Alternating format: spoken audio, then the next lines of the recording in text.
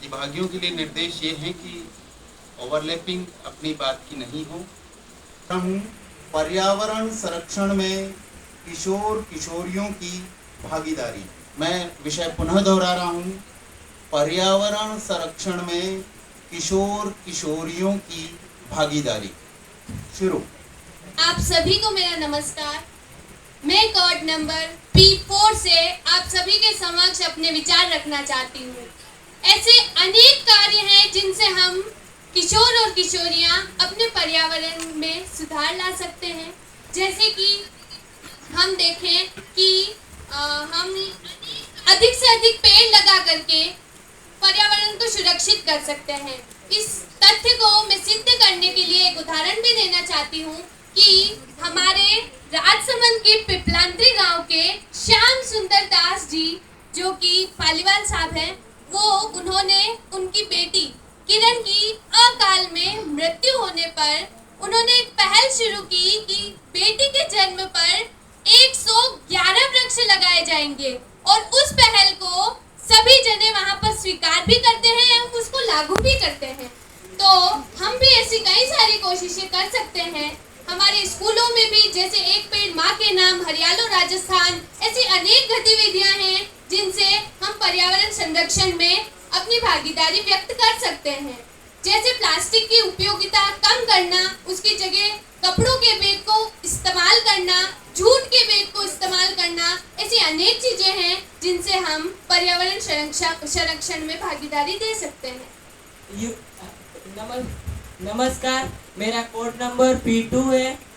युवा जो कि स्कूलों में कागज फाड़ते हैं, एक टन कागज के लिए 17 पेड़ काटे जाते हैं। ऐसे स्कूलों में कितने लड़के यदि पेड़ फाड़ते हैं तो कितने पेड़ कटते हैं। और हमें प्लास्टिक का उपयोग कम करना चाहिए। यदि हम बाजारों में जाए तो हमें एक प्लास्टिक वाला थैला नहीं, वो दूसरा थैला लेकर जाना चाहिए ताकि वो जो भी सामान हो एक ही थैले में आ जाए और प्लास्टिक कम। आपने देखा होगा कि यदि प्लास्टिक मिट्टी में मिल जाता है तो जब जुताई करते तो प्लास्टिक वैसे का वैसा ही रहता है, वह कभी डिकम्पोज होता ही नहीं है। हमें पर्यावरण संरक्षण के लिए अपने स्कूल, किशोर किशोरियों की भागीदारी इसमें अपने स्कूल संभागों को अपने पर्यावरण अनुकूल बनाए रखें, पर्यावरण अनुकूल बनाए, प्लास्टिक का उपयोग न करें, प्लास्टिक की पॉलीथीन या बोतलों के लिए रिसाइकिल डिब्बों का उपयोग करें। ऐसे कई सारे उदाहरण हम और दे सकते हैं, जैसे कि गुजरात के रहने वाले अन्ना हजारे जी, जिन्होंने महाराष्ट्र के एक गांव का नाम मैं शायद भूल रही हूँ, उसको इस वहाँ पे अकालग्रस्त भूमि हो गई थी, उसको इस प्रकार उन्होंने उर्वरक बनाया कि वहाँ पर जहाँ बिल्कुल फसल नहीं होती थी, वहाँ आज एक वर्ष में 2 फसलें उगाई जाती हैं। ये बहुत बड़ी बात है। उन्हें भारत सरकार द्वारा पद्मश्री पुरस्कार से सम्मानित भी किया गया। अभी आपने तेलंगाना में वो पेड़ कटने वाली खबर सुनी होगी, वहाँ पर कितने जानवर उस जंगल से बाहर आ गए। इसलिए वृक्षों की कटाई कम की जाए। मेरा कोड नंबर है P3। मैं बोलना चाहती हूँ कि हमें पर्यावरण बचाने के लिए हमें हमारे किशोर किशोरियों को हमें एक संस्था बनानी चाहिए, हमारा एक ग्रुप बनाना चाहिए जहाँ पर हमें जो भी पर्यावरण प्रदूषण हो, जहाँ पर भी पर्यावरण प्रदूषण, वहाँ जाकर हमें कार्रवाई करनी चाहिए कि ये काम आपका गैर कानूनी है। ये आप हर किसी जगह पे आप ये कचरा नहीं जला सकते हैं कि इससे हमारा वायु प्रदूषण होता है।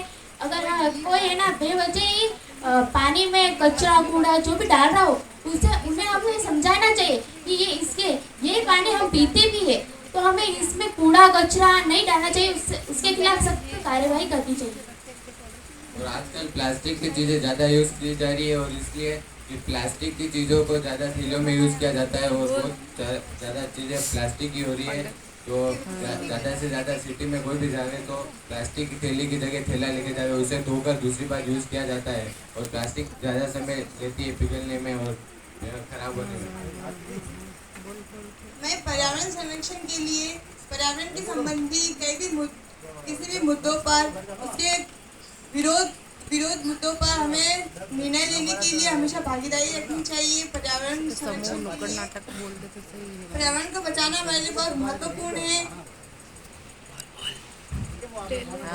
हमें गांवों में जाकर युवाओं को एक संगठन करके जो नौजवान पढ़े लिखे नहीं है उन्हें समझाना चाहिए कि पेड़ों की पर्यावरण की रक्षा के लिए हमें क्या क्या करना चाहिए, उनके बारे में महत्वपूर्ण बातों को उन्हें समझाना चाहिए ताकि वह अपने आने वाले बच्चों को पीढ़ी को समझा सके।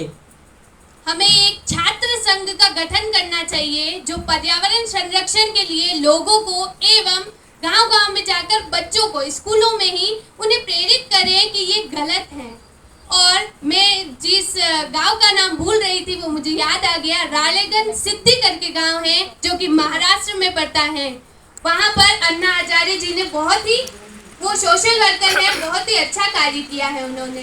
और हम भी ऐसे कई सारे कार्य कर सकते हैं, जैसे कि हम कचरा फेंकते हैं तो हम सब्जियों एवं फलों के छिलकों को अलग डिब्बे में पैक करें एवं प्लास्टिक को अलग डिब्बे में पैक करें। हम किसी खड्डे में उस सब्जी और फल के छिलके को अगर डालते हैं तो कंपोस्ट खाद के रूप में मिलती है हमें। और कचरा भी जैसे गोबर हो गया गाय का और ये सड़ी गली पत्तियां हैं, उन्हें भी हम एक खड्डे के अंदर या फिर उसके अंदर संरक्षित कर ले ताकि वो आने वाले समय में हमें खाद के रूप में प्राप्त हो सके। ऐसे कई सारे उदाहरण हम दे सकते हैं, जैसे कि हम जो गिफ्ट रैप करते हैं, बर्थडे आता है और हम उन्हें गिफ्ट देते हैं तो वो गिफ्ट रैप पर हम प्लास्टिक की जगह उसके कपड़े का एवं कागज का इस्तेमाल करके कर सकते हैं। सरकार के दिए गए हुए पेड़ पौधों को हम ऐसे स्थान पे बोए ताकि वो लंबे समय तक वहाँ रह सके, ताकि ऐसी जगह ना बोए वो उसे हटाना पड़े और काटना पड़े। एक चीज और है, जैसा कि अभी आशु भाषण में किसी ने कहा था कि हम पानी को, मतलब यूरोप में तो पानी को, नदियों को माँ नहीं मानते और भारत में मानते हैं, तो ये केवल सिर्फ मानसिकता का फर्क है।